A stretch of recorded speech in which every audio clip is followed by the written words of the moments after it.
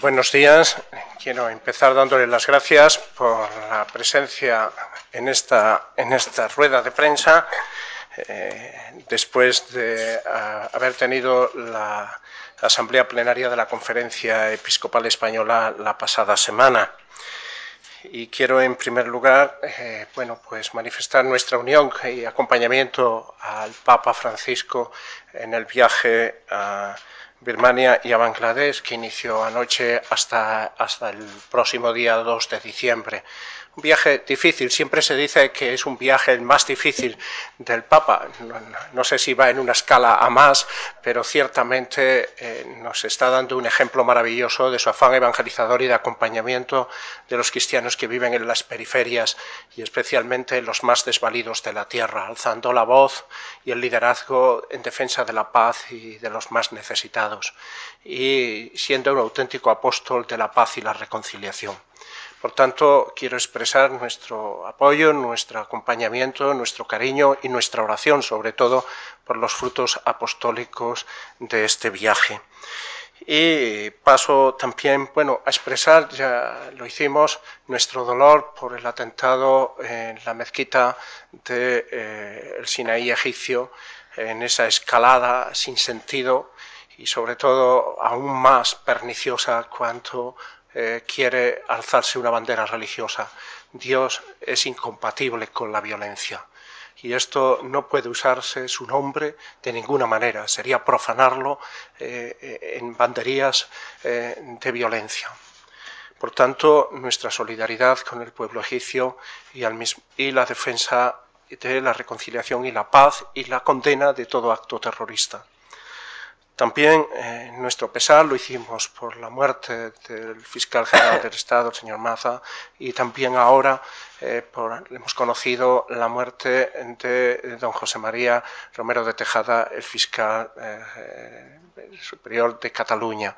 Por tanto, nuestra cercanía a su familia, la seguridad de nuestra oración y nuestras condolencias a todo el estamento jurídico de fiscales y al Ministerio de Justicia, a sus compañeros y a su familia sobre todo. Quiero empezar dando cuenta, ya tienen la nota de prensa que resume los trabajos de esta asamblea plenaria. Que ha tenido, pues ya saben, tienen ustedes cuenta suficiente de la sesión inaugural en la que el presidente de la conferencia, el cardenal Blázquez, hizo el discurso inaugural. Ustedes ya destacaron pues los temas, sobre todo la cuestión que después se trataría en la asamblea plenaria del desafío planteado por parte de la ideología de género trasladada a iniciativas legislativas y a proyectos educativos, y pues que nos preocupa enormemente, no solo a nosotros, sino también a otras confesiones religiosas. Como saben, pues ha sido también la propia Federación de Comunidades Evangélicas en España la que ha dirigido, de Entidades Religiosas Evangélicas en España, FEREDE, la que ya en septiembre dirigió una carta al presidente del Gobierno manifestando su preocupación y acompañando de unos informes muy importantes a este respecto por parte de algunos organismos internacionales de estudio de la libertad en su amplio sentido. Y manifestaba su disconformidad con esta proposición de ley del Grupo Parlamentario Confederal de Podemos, En Común Podemos y Marea, que ya ha sido aceptada a trámite y que para nosotros también, para la Iglesia Católica, presenta graves dificultades y sobre todo un ataque frontal a una serie de derechos y libertades fundamentales. Y todo esto, y es lo triste, socapa de la protección de minorías que merecen todo el respeto, pero que no puede convertirse en una propuesta legislativa ideológicamente fuerte que lleva consigo la asfixia de la libertad en el amplio sentido y pone en peligro seriamente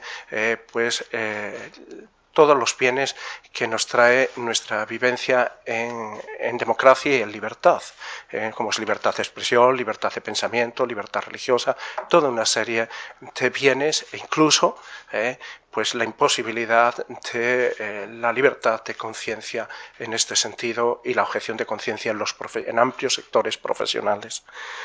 Por tanto, esto ha sido también una parte, y daré cuenta, si quieren, más ampliamente, de la asamblea plenaria, el estudio que continuará, porque es de gran calado, no solo las propuestas legislativas, que ya las hay en comunidades autónomas, ya cuajadas en leyes, sino también esta propuesta que ahora está en el Parlamento y a la que invitamos a oponerse pues a fuerzas políticas y sociales en aras nada más y nada menos que de la libertad y la defensa de los principios democráticos y constitucionales, y salvaguardando siempre el respeto a las minorías por encima de sus diferencias. En relación con la situación de Cataluña, también habló el cardenal presidente, señaló, les cito textualmente, que la declaración de ruptura es un hecho grave y perturbador de nuestra convivencia que va más allá de las discrepancias entre las formaciones políticas. Asimismo, destacó que la Constitución nació con la aspiración de configurar un marco general de libertad y respeto en el que todos caben y que la Iglesia, que colaboró eficazmente en la transición política, desea cumplir su misión de reconciliación y pacificación. El ministerio de los obispos, decía también don Ricardo, y quiero destacar, y de los presbíteros, está al servicio de la comunión eclesial y de la convivencia pacífica de los ciudadanos, renunciando por nuestra condición de sacerdotes y la condición de obispo a opciones políticas concretas que, digamos, disminuyan su misión de ser pastor de todos. Por último, don Ricardo dijo, apoyamos el restablecimiento del orden constitucional porque es el bien común. La normalización de la vida social y el correcto funcionamiento de las instituciones exige el respeto a la ley que regula nuestra convivencia. Y animó, y yo creo que esto es especialmente importante, sobre todo de cara a los acontecimientos próximos en Cataluña con la cita electoral del día 21 de diciembre, el esfuerzo de todos por la cohesión social en la vida pública, en la vida también familiar y en la vida eclesial. Hay una errata ahí que pone colegial, en la vida eclesial y familiar. O sea, la cohesión y reconciliación y volver a la normalidad en todos los sentidos. La concelebración eucarística, como saben, la presidió el cardenal Cañizares y ha cumplido este año los 25 años de obispo y al mismo tiempo también el obispo auxiliar de Valencia, Monseñor Javier Salinas, y el obispo de Albacete, que le acompañaron especialmente en esta celebración junto al resto de los obispos. También quiero recordar que han estado casi la totalidad de los obispos y se han inscrito obispos nuevos en comisiones episcopales. Como ustedes saben, tienen que estar inscritos para los trabajos colegiales en una de las comisiones o subcomisiones. Y para vivir esa corresponsabilidad en la conferencia, y en concreto, Monseñor José Luis Retana Gozalo, obispo de Plasencia, se ha integrado en la Comisión Episcopal de Enseñanza y Catequesis, Monseñor Sergi Gordó Rodríguez, obispo auxiliar de Barcelona, en la Comisión Episcopal de Apostolado Siglan, y Monseñor Antoni Badel Ferrer, obispo auxiliar de Barcelona, también en la subcomisión de Catequesis.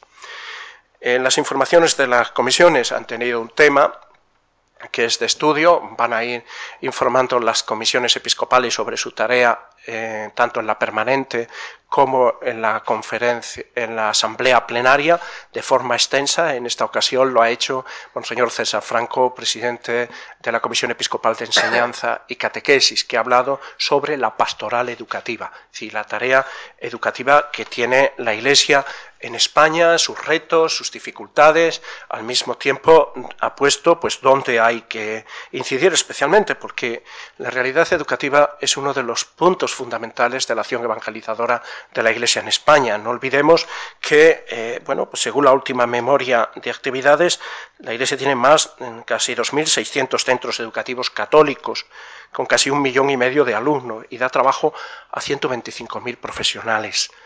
Y al mismo tiempo, pues hay 15 universidades con más de 86.776 alumnos, y la enseñanza de religión en el ámbito educativo expresamente pedida por los padres cada curso, con más de 3,5 millones de alumnos y más de casi 31.000 profesores de religión.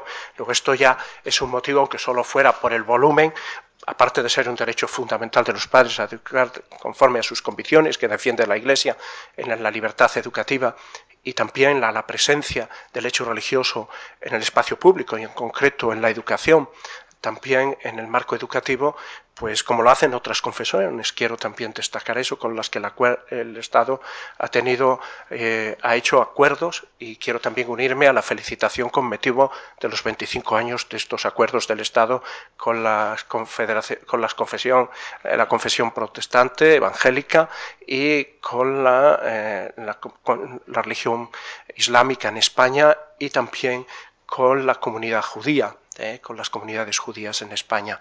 Es para felicitarnos todo este desarrollo, de acuerdo con nuestro marco constitucional, de acuerdos que a todos nos ayudan a defender la libertad religiosa y el aporte de la religión a la convivencia social y a la cohesión social.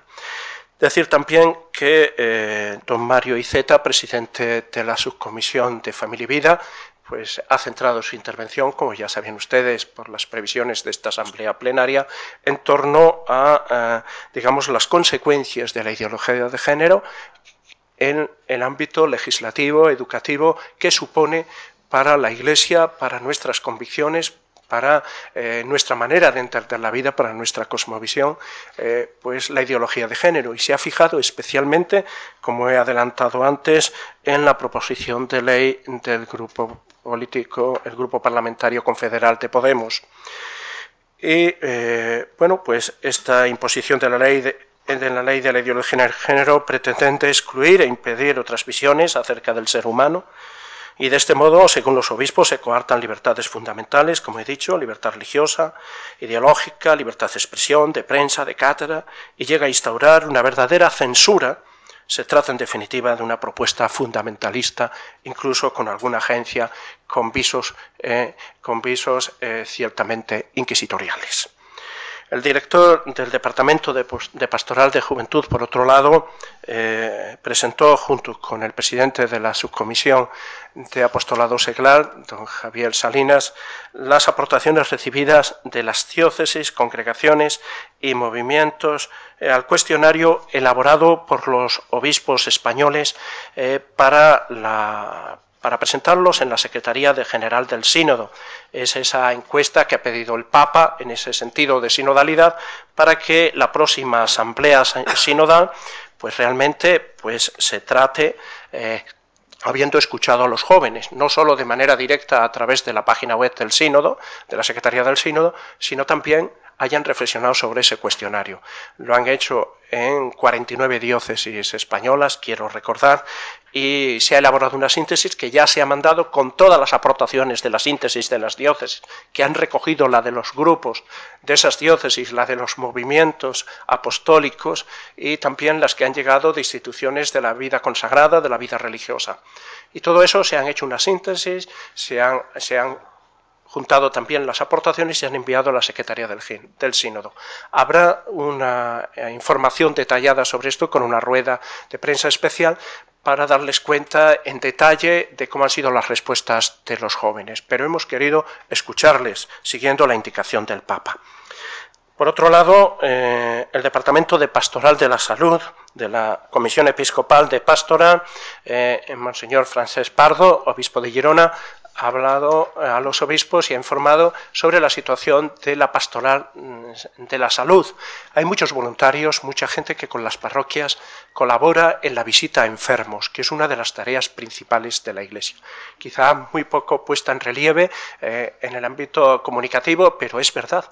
Mucha gente va a visitar, echa horas y horas acompañando enfermos a instituciones religiosas, el mundo de religiosas y de religiosos, especialmente me estoy acordando de los hermanos de San Juan de Dios, con este carisma específico de cercanía a los enfermos, siguiendo el ejemplo de Jesús, por otra parte. Y también de la pastoral en los hospitales, los capellanes en los hospitales encuadrados en un acuerdo marco con la Administración Central, y después en diversas comunidades autónomas tienen también acuerdos con las provincias eclesiásticas que tienen territorio en ellas, sobre la presencia del capellán, cómo se realiza esto, qué tiempo dedica, cómo ha de hacerlo, sobre todo ese apoyo espiritual, moral, pues en los momentos difíciles de la enfermedad de muchas personas, sobre todo las enfermedades más duras y en los momentos más difíciles. Yo quiero ponerlo en valor, y la Iglesia dedica muchas personas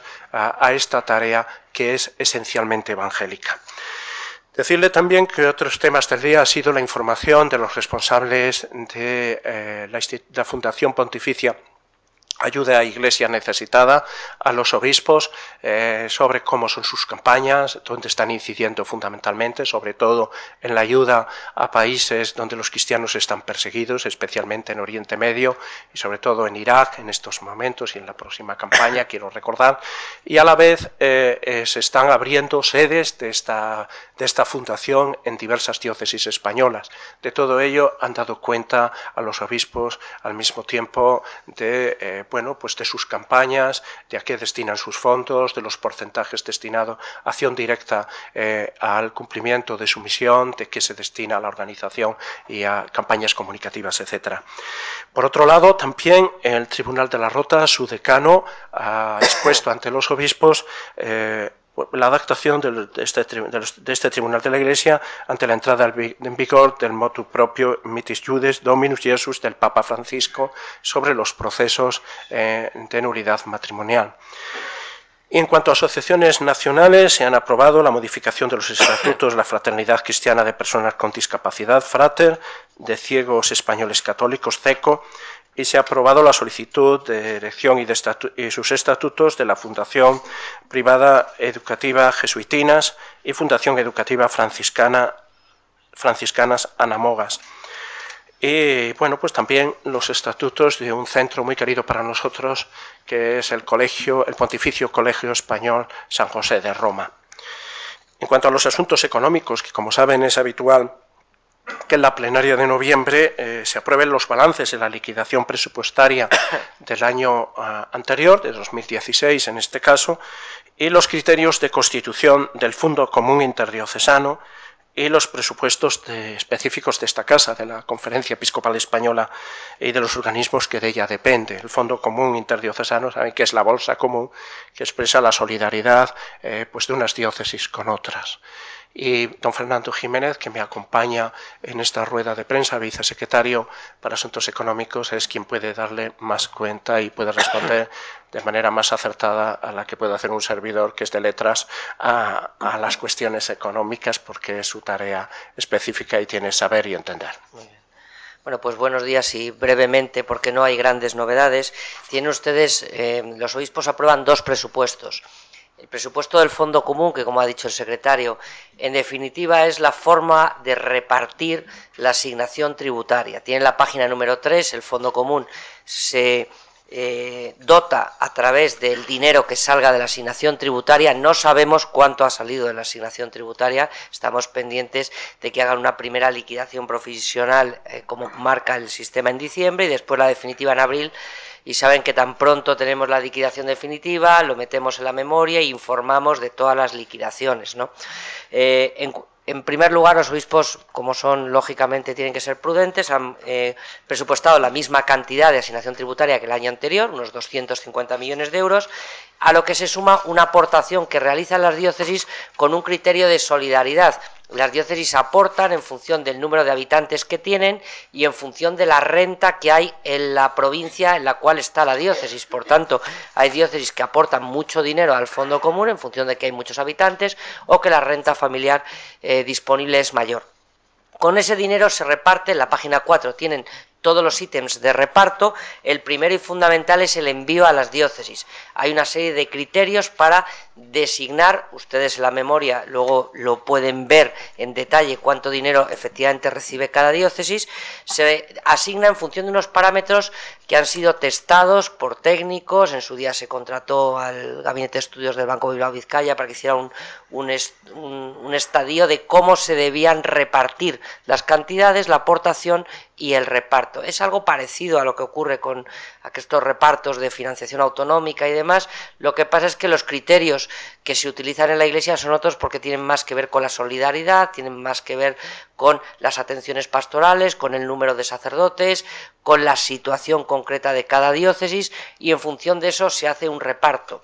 Que no tiene nada que ver con el dinero que sale de la asignación tributaria. Esto es importante. Aquí se reparte en función de necesidades. Hay provincias que aportan mucho más de lo que reciben y a la inversa, como es lógico, porque todo sistema de retribución es así. Luego tienen una serie de ítems que les aparecen ahí, les digo muy rápidamente: el dinero que empleamos en pagar toda la seguridad social del clero de todos los sacerdotes, la retribución de los obispos, que queda un año más congelada en los 1.250 euros mensuales, el dinero que aportamos a la construcción de templos, a la compensación del IVA, la aportación a los centros de formación que inspira la Conferencia Episcopal, una serie de actividades nacionales que tienen que ser sujetas a aprobación por los obispos, la aportación extraordinaria a Cáritas Diocesana, porque los obispos siguen entendiendo que es importante seguir ayudando en este momento donde la crisis económica todavía no ha concluido y por tanto han decidido volver a destinar esta partida a las Cáritas diocesanas. El dinero que destinamos a las campañas de financiación, de sostenimiento, el dinero para el propio presupuesto de la Conferencia Episcopal, algunas actividades pastorales en el extranjero, algunas conferencias episcopales y otros proyectos nos piden ayuda y la Conferencia Episcopal tiene que ser solidaria con estos proyectos, una aportación a la Conferencia de Religiosos, una ayuda a las diócesis insulares que por motivo de transporte tienen otros costes distintos, la ayuda a la Santa Sede y a las instituciones de la Santa Sede, una ayuda para colaborar con los monasterios de clausura, una aportación al plan de transparencia a todas las actividades que estamos realizando y una partida nueva que se llama Ordinariato para Iglesias Orientales, puesto que saben que hace ya un tiempo el Papa creó este ordinariato para aquellos sacerdotes católicos de rito oriental que están prestando su labor en las diócesis españolas. Se ha creado un ordinariato, el equivalente a lo que sería una diócesis de ámbito nacional, cuyo titular es el cardenal arzobispo de Madrid, y para atender a los gastos que supone el trabajo con estos sacerdotes, pues se ha habilitado esta partida. Toda la explicación de las partidas la tienen a continuación y les explica pues en qué consiste, cómo han variado y demás. Y por último, en la página número 6 tienen el pequeño presupuesto que tiene la Conferencia Episcopal Española, esta casa que gasta e ingresa aproximadamente 4,8 millones de euros. La principal partida de ingresos es la participación en el Fondo Común Interdiocesano y luego tiene los alquileres de los inmuebles que son propiedad de la Conferencia Episcopal, especialmente el edificio de Alfonso XI, las actividades económicas, es decir, los rendimientos de las editoriales que tiene la Conferencia Episcopal y la gestión de los derechos de autor de la propia Conferencia Episcopal. ¿Y en qué se gasta este dinero? Pues también en algunas actividades pastorales, en la colaboración con el apostolado seglar, en la ayuda a la Iglesia Universal, puesto que hay varias instituciones del ámbito universal que también son financiadas por la propia Conferencia Episcopal, la retribución del sueldo de los sacerdotes religiosos y personal seglar que trabajan en esta casa. Eso es fundamentalmente el presupuesto, del cual luego los obispos pues conocen también su liquidación. Y esto sería a grosso modo, salvo que ustedes tengan cualquier pregunta, la más indiscreta posible, pues se la responderemos sin ningún problema. Muchas gracias. Muy bien, pues empezamos el turno de respuestas, de preguntas y respuestas. Sí. Buenos días. Buenos días. ¿Qué tal? Dos preguntas. Una, comentas, José María, visos ciertamente inquisitoriales. Quería que, de la propuesta de Unidos Podemos, quería que nos apuntaras, porque es un término como muy eclesiástico, al que se ha acusado a la Iglesia mucho de esos ciertos tintes, eso por un lado.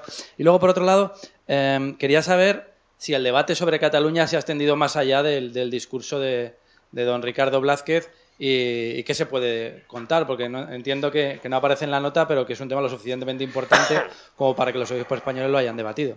Gracias. Bueno, tú sabes lo suficiente de información religiosa como para saber que los obispos no están en las nubes, sino que hablan de los temas que están en la calle, y ciertamente hablan y se ha hablado. Porque preocupa, y ya lo dijo el presidente de la conferencia episcopal en el discurso inaugural. Pero se ha hablado, y se ha hablado escuchando también a los obispos de Cataluña.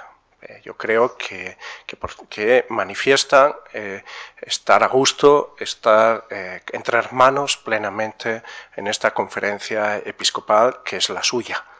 Y esto se nota en ese ambiente de confianza con que los obispos con sede en Cataluña pues participan no solo de las asambleas plenarias, sino también de responsabilidades de primer orden en la Conferencia Episcopal Española. Con lo cual quiero dejar esto claro de que no se viene a otro sitio, sino que es el suyo. Y en este ámbito y en este marco se ha hablado en la línea, por una parte, de saber comprender y de discernimiento, esta palabra que el Papa Francisco nos está permanentemente recordando, de que hemos de escuchar, que hemos de discernir, que hemos de pensar sobre las situaciones, sobre las personas, sobre las ideas. Y así es como se ha hablado, sin apasionamientos y con serenidad. Eso ha sido, pero en la línea que también ha puesto de manifiesto tanto pues la declaración de la Comisión Permanente, que yo invito a que se lea entera, y se lea también en el tiempo en que fue pronunciada, antes e invitando a no tomar decisiones irreversibles con consecuencias de ruptura, con consecuencias de fragmentación, con consecuencias pues digamos, de poner en peligro pues un clima social de entendimiento, de cohesión, de familia, y también en el ámbito eclesial. Y al mismo tiempo la Iglesia está para ayudar a trabajar en esa reconciliación, en ese estar viviendo una verdadera sociedad con cohesión social, y especialmente pensando en los más débiles, en las personas que sufren más por las consecuencias de su desvalimiento o de su situación social. Y en esas claves se ha hablado. Bueno, de cara también se ha manifestado expresamente que ha de hacerse todo en el marco que consagra nuestra Constitución. Nuestra Constitución es expresión de la voluntad de todos los españoles, que son los afectados por cualquier decisión y que han de decidirse entre todos. Esa ha sido también, digamos, la enseñanza constante de los obispos. Lo que a todos afecta ha de ser decidido por todos. Segundo, también ese marco constitucional es perfectible. La propia Constitución manifiesta el modo de hacerlo, y ese marco constitucional ampara un Estado de Derecho que es en el que vivimos, con la observancia de las leyes que deciden nuestros legisladores, que representan a los ciudadanos y a la soberanía popular. Y esto es perceptible, como es el régimen democrático, pero es el mejor que tenemos y es el que nos ha asegurado pues todo este tiempo de vivencia en paz, que en este caso también es secular, esta vivencia de cohesión que hemos vivido entre todas las comunidades que forman nuestra nación, que forma España. Y es una convivencia plurisecular con lazos y con peculiaridades en cada uno de sus sitios que pedimos que se respeten, pero a la par está la exigencia del bien común, que es un bien que ha de ser respetado por todos. Y es en estas claves en las que hablan los obispos, desde una dimensión moral y desde una dimensión de ayuda y aporte a la cohesión social, a la convivencia pacífica, al entendimiento entre todos, que queremos que sea así también después de las elecciones. Esto es un poco en ese sentido. Y respecto al otro, bueno, antes le refería a que era un término pues de resonancia eclesiástica. Yo les invito también, porque he tenido la paciencia de verlo, lo de el informe que mandó las comunidades evangélicas, elaborado por ADF Internacional, y es una alianza consagrada para la defensa jurídica de la libertad, con sede en Bruselas y en varios países, donde hace un análisis y dice: a la luz de las inquietudes planteadas anteriormente, la Ley de Igualdad en su forma actual legisla mucho más allá de lo necesario para garantizar la igualdad de la sociedad. Habla propuesta de inversión de la carga de prueba que haría difícil para los acusados demostrar su inocencia y abriría la puerta para abogados oportunistas. Habla de que la Ley de Igualdad está en clara oposición a las normas jurídicas establecidas que aseguran que los padres son libres de educar a sus hijos, y además en la proposición de ley se habla incluso de la destrucción de libros que vayan contra la ideología de género. O sea, lo de la destrucción de libros, incluso hasta los ámbitos de las bibliotecas, con lo cual es una llega a pormenores pues que no se concilian con libertades y derechos constitucionales. Ahora, yo quisiera llamar la atención también que hay que respetar a todas las personas, y lo dicen, y hemos de manifestarlo. Hemos de defender incansablemente la dignidad inalienable de toda persona, con independencia de cualquier característica o condicionamiento, como fundamento de la sociedad justa y de una humanidad fraterna. Y luego hay ya cuestiones que tocan más el núcleo del pensamiento de la Iglesia. Pues, ha hablado don Ricardo en el discurso, tiene palabras textuales del Papa Francisco sobre esta cuestión. Entonces, otro desafío surge, decía, ha recordado don Ricardo, tomando lo de Amoris Laetitia del Papa Francisco, de ideología genéricamente llamada de género, que niega la diferencia y la reciprocidad natural del hombre y la mujer. Esta presenta una sociedad sin diferencias de sexo y vacía de fundamento antropológico a la familia. Esta ideología lleva a proyectos educativos y directrices legislativas, son palabras del Papa, que promueven una identidad personal y una intimidad afectiva radicalmente desvinculadas de la diversidad biológica entre hombre y mujer. Luego, la conferencia también habló sobre esto en el documento La verdad del amor humano, orientaciones sobre el amor conyugal, la ideología de género y la legislación familiar. No es nuevo el tratamiento por la conferencia episcopal. Por otra parte, ya en concreto en la ley, pues, por ejemplo, hay un pensamiento único que es impuesto a todas las esferas de la vida personal y pública, excluyendo cualquier otra interpretación. Abarca todos los ámbitos fundamentales de la existencia humana, por eso puede considerarse como una ley totalitaria, porque quiere ser desde la escuela hasta los medios de comunicación, que pone como dogmas que no se pueden tocar, no se da lugar a una diversidad de pensamiento. La imposición de una visión antropológica de género es exigida en la formación de los profesionales de los diversos ámbitos de la vida social, sin posibilidad de una libertad de pensamiento. Se impone de modo obligatorio, condicionando el desempeño profesional en el campo educativo, sanitario, función pública, judicatura, cultura, medios de comunicación. Por tanto, es una ley adoctrinadora. La proposición de ley incorpora obligaciones y deberes, control, evaluación e infracciones, y asigna una agencia estatal, y ahí voy lo de inquisitorial, con capacidad, pues digamos, punitiva en este sentido, y son de especial importancia las implicaciones ideológicas que condicionan el desempeño profesional, la libertad en libertad y en conciencia en el ámbito sanitario, en la educación concebida obligatoriamente en perspectiva de género, los condicionamientos en la concesión de ayudas o conciertos o subvenciones públicas, el control de los contenidos en las bibliotecas, las implicaciones jurídicas negativas, el control ideológico de los profesionales de la función pública.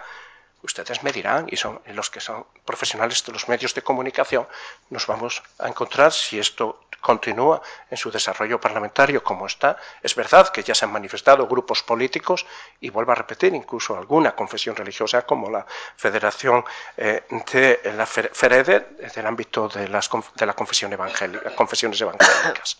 Hay un informe, y yo creo que esto lo que hay que motivar es a la sociedad civil para percatarse de la gravedad de esta propuesta legislativa claramente ideológica. Yo creo que no hay lugar, y no lo habíamos tenido nunca, con estos visos y sin pudor en el ámbito parlamentario, y esto, pues, tenemos obligación, todas las fuerzas sociales, todos los colectivos de defensa de la ciudadanía, y a nosotros nos corresponde en concreto con los católicos, de salir al paso de esta iniciativa legal que consideramos perjudicial.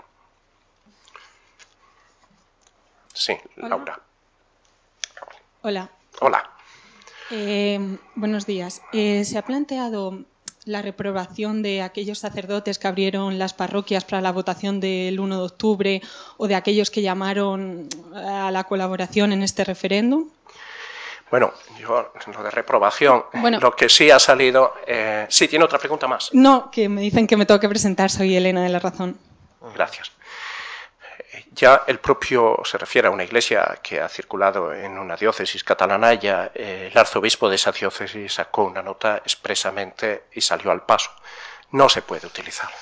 Y el propio don Ricardo Blázquez, presidente de la Conferencia Episcopal Española, en su discurso, pues habla claramente de una cuestión que ya no sé si se han fijado, bueno, pues habla de que los pastores pues tienen que estar, dice, el ministerio de los obispos y presbíteros está al servicio de la comunión eclesial y por ello también de la convivencia pacífica de los ciudadanos.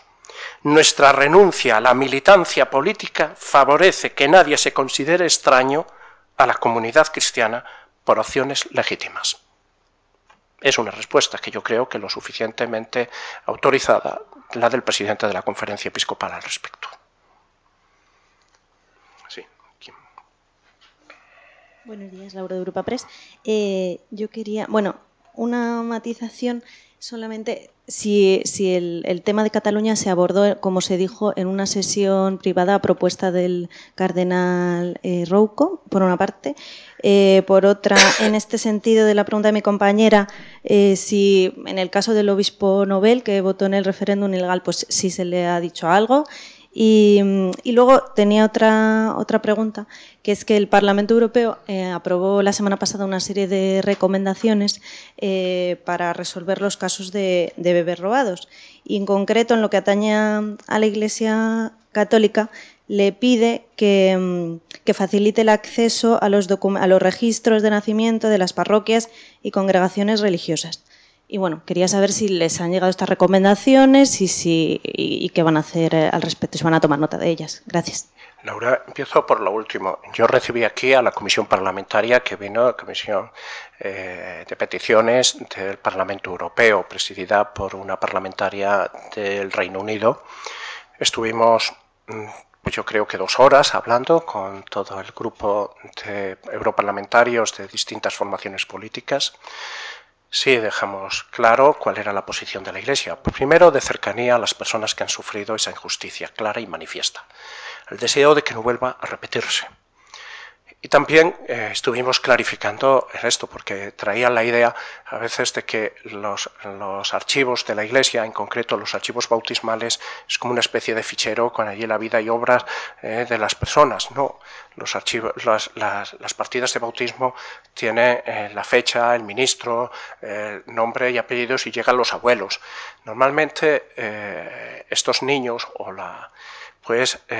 han estado en instituciones como son instituciones de casas cuna o de hospitales que dependían de la administración, sea de la administración municipal o sea de la administración de diputaciones, y los archivos se trasladaron a esas instituciones. No los tiene la Iglesia. Lo que tiene la Iglesia son los archivos parroquiales, y en los archivos parroquiales están las partidas de bautismo. Entre el nacimiento y el bautismo media, o pueden ser en lugares distintos, media un tiempo habitualmente, que antes era menos, ahora es incluso meses, con lo cual solo va la referencia de quienes lo han presentado y lo han traído, con lo cual hay una limitación que se clarificó sobre el contenido de los archivos. La cuestión luego del acceso a los archivos, manifestamos nuestro deseo de colaboración y así se lo hicimos ver, ellos agradecieron pues que fueran recibidos por la Conferencia Episcopal y manifestamos que obraremos conforme a la ley, no podemos obrar de otra manera. Incluso, como ustedes saben, estamos bajo la normativa de la ley española de protección de datos y ahora tendremos que adaptar también a la Directiva Europea de Protección de Datos, que trae un capítulo específico que se ha visto durante esta asamblea plenaria, en la que se ha aprobado pedir a la Santa Sede autorización para establecer un órgano conforme a la nueva Directiva Europea. O sea, por la protección de datos. Luego, en definitiva, cercanía a las personas afectadas, solidaridad con ella, deseo de que esto no vuelva a repetirse, esta clara injusticia, que es especialmente dura para las madres. Y después, nuestro deseo de colaborar en la medida en que establezca la ley con la protección que exige para derechos de tercero.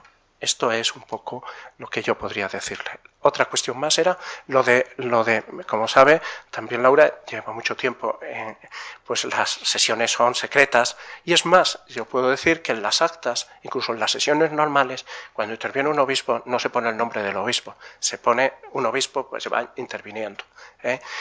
Y se habla de Cataluña, como he dicho, pero yo dejaría a un lado, porque a veces cuando llegan las asambleas plenarias se crea una cierta ficción sobre qué va a ocurrir, llevando con visos de verosimilitud, pero luego no ocurre así en la vida, y yo siento estropear titulares o en esto, pero no ocurre así. Nadie ha presentado por parte de las personas que usted ha nombrado ninguna iniciativa en este sentido. El obispo Nobel ha estado como un obispo más miembro de esta Conferencia Episcopal Española. Nada más. No ha habido más. Más cosas. Es que se me había pasado una cosa que no tenía nada que ver con lo que quería preguntarte. Era más para Fernando Jiménez. Igual es un tema colateral, pero por los datos que he visto así rápido, no venía, no sé si viene o no viene, algo de la financiación a 13TV dentro de los presupuestos de la Conferencia Episcopal. ¿Hay algo de eso? Bueno, con relación a 13 Televisión, los presupuestos de la Conferencia Episcopal no arbitran cantidad alguna, porque se entiende que no es un presupuesto de gastos, sino que es un presupuesto de inversión. Pero yo no tengo ningún problema en facilitarle los datos hasta la fecha.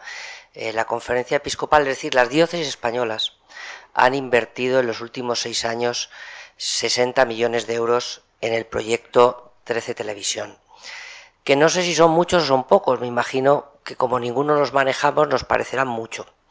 Pero para que nos hagamos una idea, la Conferencia Episcopal entiende que esto es un proyecto pastoral. Hoy estará terminando la misa de 11, cuyo dato de audiencia conoceremos mañana, pero la media está entre 50 y 80.000 personas que hoy están viendo en este momento nuestra misa. Son personas que están en los hospitales, en los asilos, o personas que porque les da la gana, como mi madre, no puede salir de casa y pueden ver la misa. Esto tiene un gran valor, junto con todos los demás valores que tiene el proyecto, según entienden los obispos, ¿no? Y eso da lugar a que esos 60 millones se hayan invertido en el proyecto, como se invierten otras cantidades de dinero para ponerlos en relación. En estos mismos 6 años que la Iglesia española, la Iglesia en España ha invertido 60 millones en 13 Televisión, ha gastado en actividades pastorales y asistenciales, las mismas diócesis se han gastado, según los datos que tenemos, 1.325 millones.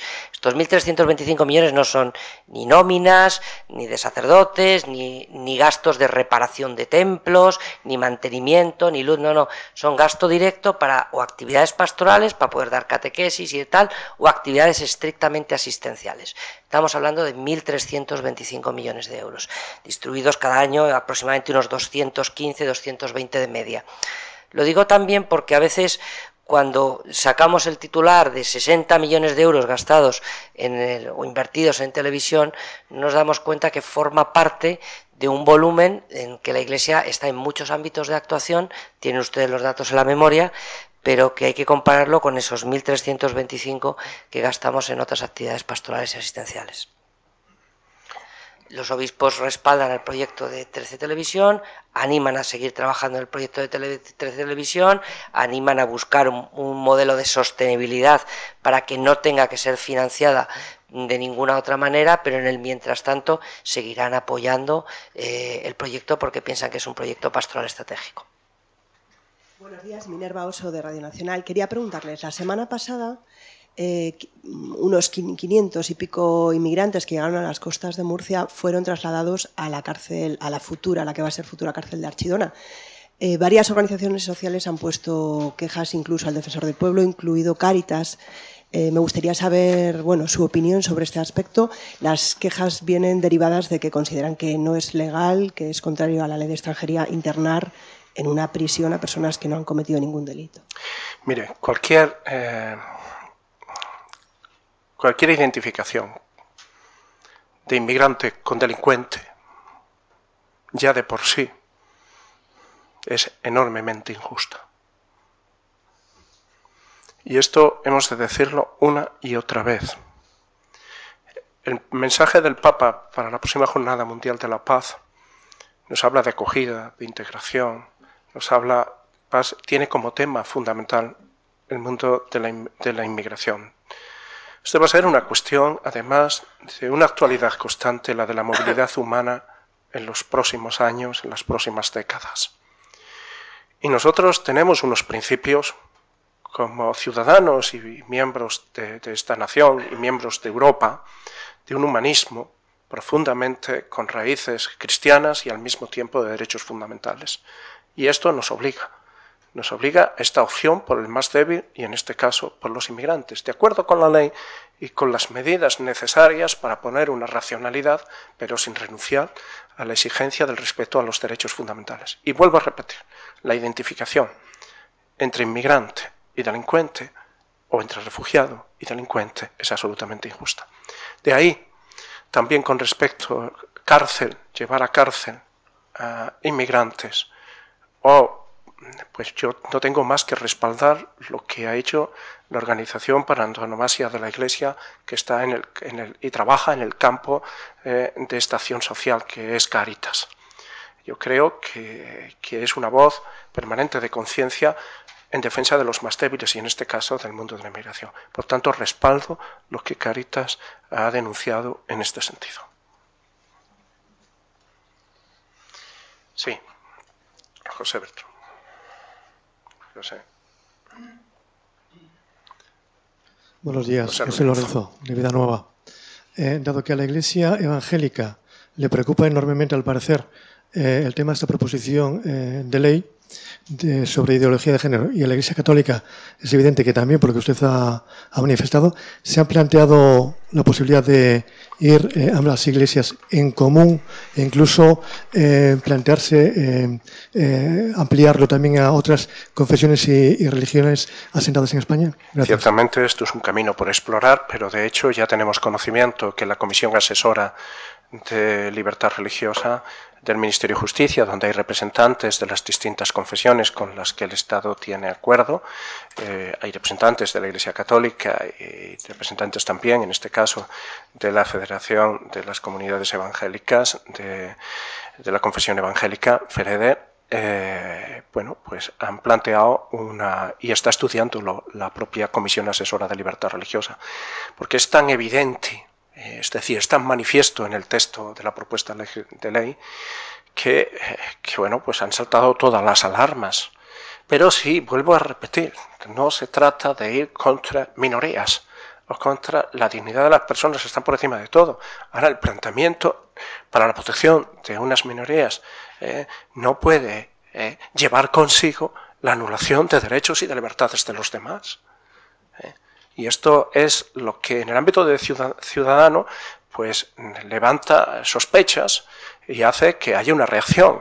Y segundo, que puede derivarse en la de los partidos políticos que tienen representación parlamentaria en este sentido y han anunciado su postura, aunque ha sido admitida a trámite en el Congreso.